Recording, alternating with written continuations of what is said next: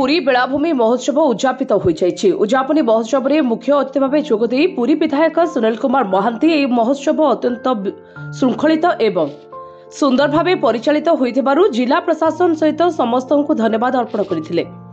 पुरी आध्यात्मिक एवं पर्यटन क्षेत्र भाव सुनाम अर्जन करिछि। बेलाभूमि महोत्सव सेथिरे एक नूतन फर्द जोड़िछि।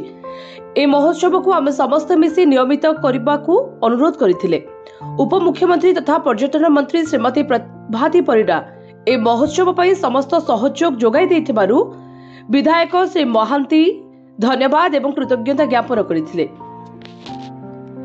जिलापाल सिद्धार्थ शंकर स्वाई अध्यक्षतार अनुष्ठित यह महोत्सव में एसपी विनीत अग्रवाल, विदायी अतिरिक्त जिलापाल कैलाश चंद्र नायक, अतिरिक्त जिलापाल डॉक्टर शरचंद्र महापात्र प्रमुख उपस्थित थिले। शेष में जिला परिषदर मुख्य उन्नयन अधिकारी प्रियरंजन पृथ्वी धन्यवाद अर्पण करथिले। परे पल्लीश्री मेला, गुड़ी उड़ा प्रदर्शनी, पुष्प प्रदर्शनी एवं बीच क्रीड़ा कृतित्व हासिलकारी को संबर्धित करा जायथिला। परे रघुराजपुर प्रसिद्ध गोटीपुओ नृत्य परिवेषण करा जायथिला। शेष में सुनामधन्य कंठशिल्पी द्वारा संगीत विचित्रा परिवेषण करा जायथिला।